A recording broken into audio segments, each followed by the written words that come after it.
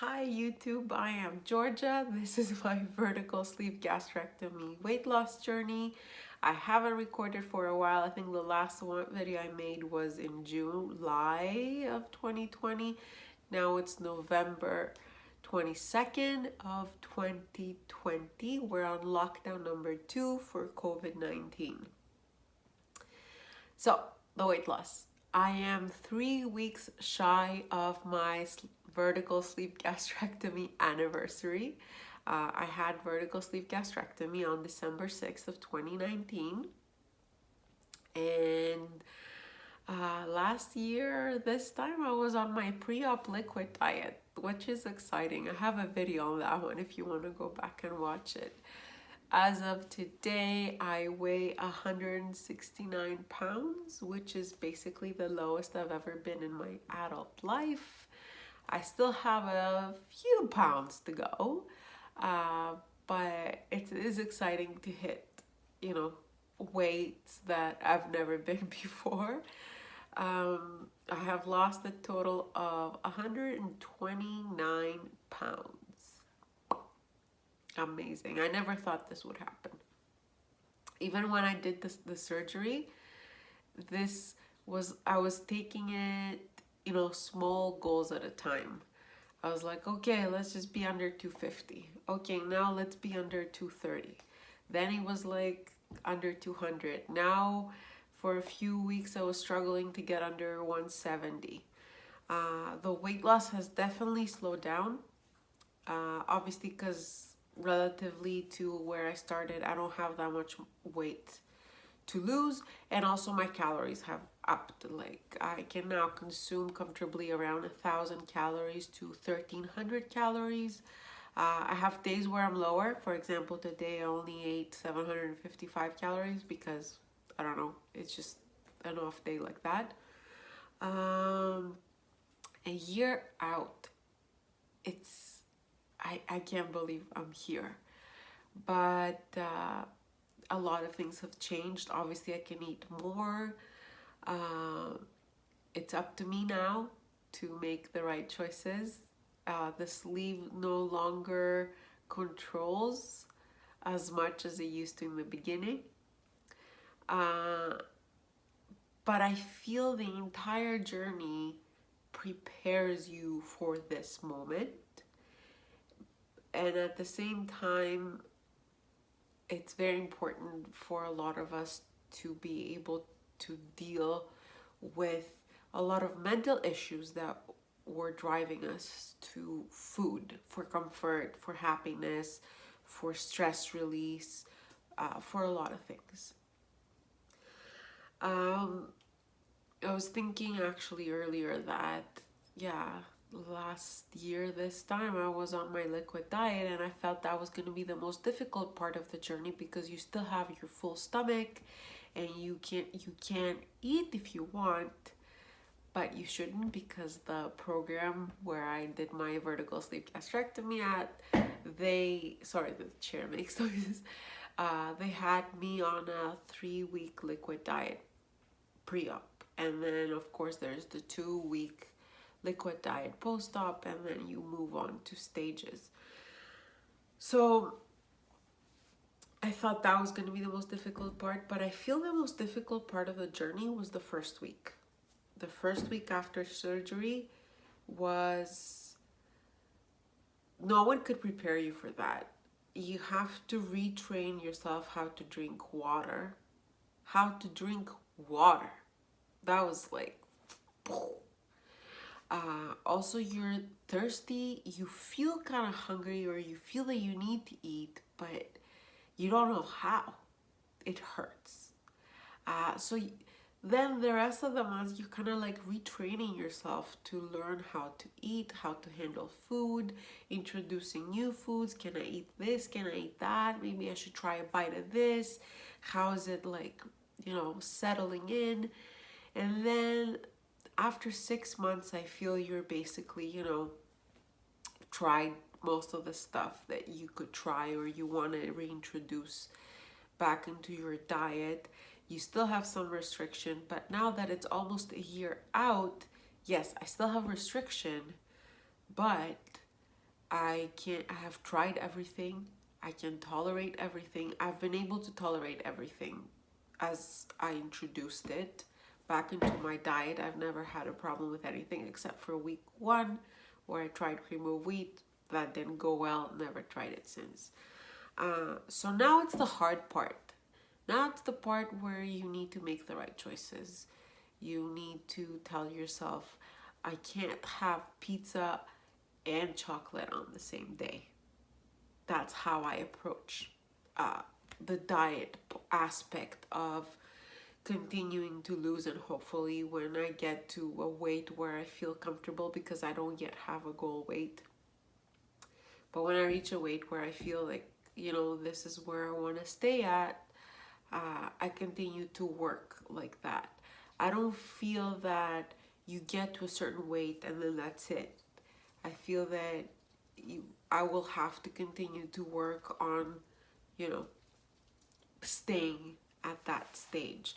I was watching other YouTubers yesterday, and that they have done the surgery a few years ago and they're struggling with regain. And I feel I had the same mentality before surgery. I thought, oh, I wish I could be 150 pounds, and once I'm there, I for sure can stay there. No, staying at 150 pounds for someone who was already obese is just as hard as getting to be 150 pounds.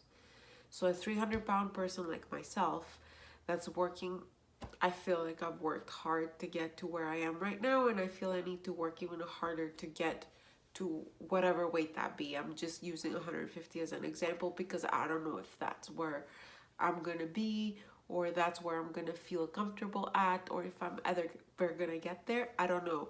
But once I get to a weight where I feel comfortable, the work needs to continue. I still need to be aware, make the right choices, but not necessarily exclude food groups. That was never the plan for me. I still want to enjoy certain things, but I won't eat food to make myself feel better, which I used to do in the past. I don't know, I still have fears of regain. Right now, a year out, the scale can go either way. It can continue to drop, but it can easily go. I can see how it can go the other way. I've had days where I catch myself say, whoa, if I continue like this, I can see myself consuming 2,000 calories or 3,000 calories. I can do it. Anyone can do it with a sleeve. Anyone with a sleeve after a certain point can easily consume a lot of food, just not at once. But you can start grazing or snacking. You can go back and eat every half hour. No problem. It's a matter of being mindful of it. Am I hungry? Why am I eating this? Am I eating it because I'm hungry? Am I eating it because I want the taste? Am I eating it because I want to feel better right now? What is it that I'm doing this for? Thankfully, I haven't been eating to feel better. I have caught myself try to eat out of boredom sometimes, but I've stopped it, so I'm aware of it, which is a big thing. It's a big thing to work on the mentality behind why you were eating the way you were eating, or the amount you were eating before surgery. And I feel those things need to be dealt with, if not before the surgery, at least within the first few months out of surgery. Because if you don't work on them and you come to the point where you're a year out, it might already be too late to work on it. I mean, it's never too late to work on your mental health, but in terms of continuing to lose and continuing to lead a healthy lifestyle, because it's not just a matter of losing the weight, it's just to be a healthy person and a happy person and an active person. It's not like if you're overweight you're sad or unhappy, but there are certain things that are harder to do. When I was 300 pounds, there were certain things that were harder to do. life is harder at 300 pounds. I've said this many times. Um, is life better now at 169 pounds? Life is life. You continuously have problems. If you had problems with your work, with your friends, with your husband, with your like in-laws, these don't like go away. Thank God I don't have problems with my in-laws, but like, I mean, these things don't go away. So losing weight won't fix everything. That's another thing that people might uh, have this wrong thinking about weight loss, that if I lose the weight, my life will be instantly better. And no, certain things are easier and better, but not everything is better. Things that I struggle with at this stage. Uh, Deciding whether I am thirsty or hungry. That is something that I sometimes have difficulty with. Always better to reach for water first. Always better. And then if you drink water and after 10 minutes you're like, maybe I was hungry, then you wait a bit and you have your meal. Always better to plan your day. I find that I stay on track better when I plan my day. I know what I'm gonna have for breakfast, I know what I'm gonna have for lunch, I know my dinner, and I know my snacks. If I try to wing it, I can either go over or under. And when I say over under, we're not talking about like 100 calories or something over under. We're talking about more. For example, today it was a very busy day.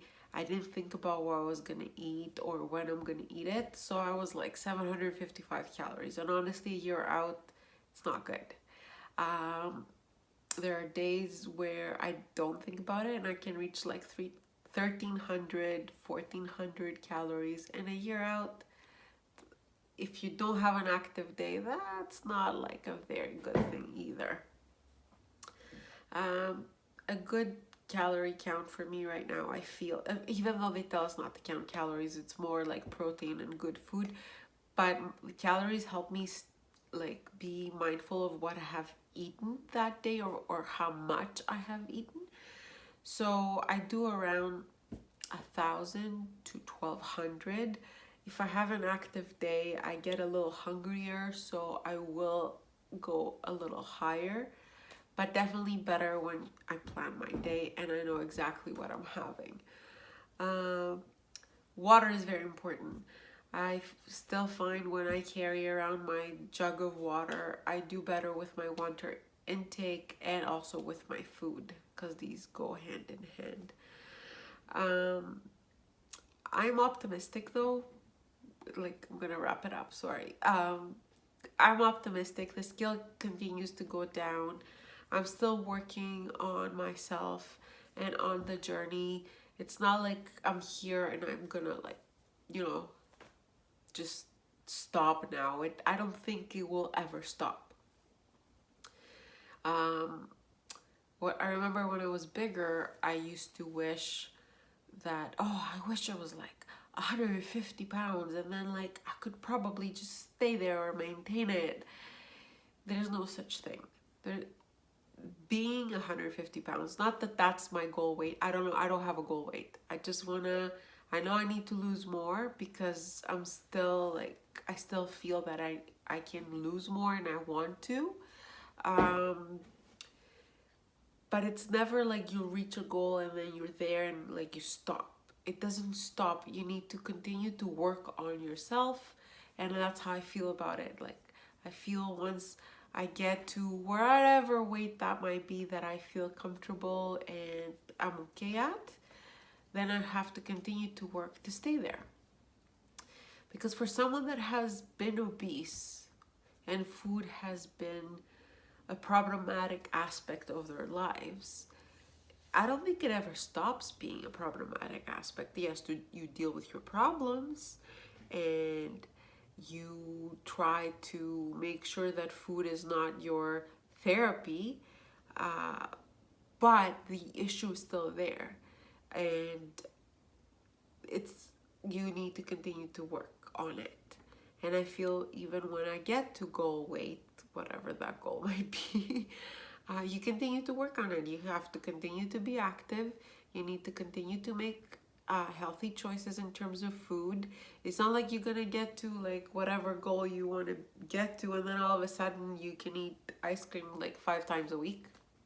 That doesn't happen. You can eat ice cream. I eat ice cream. I just try to eat it once in a while, and on a day where I have not eaten also like steak and pasta and french fries and whatever.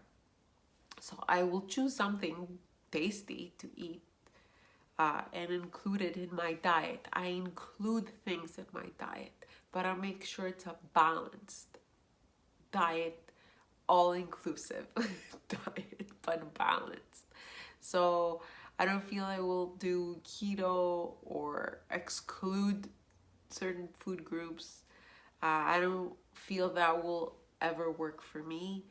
Um, I need to work things into my diet. And that's what I've been doing so far. It has worked for me, and I hope it continues to work for me. Anyways, so to wrap it up, I will try to make more videos. Maybe, hopefully.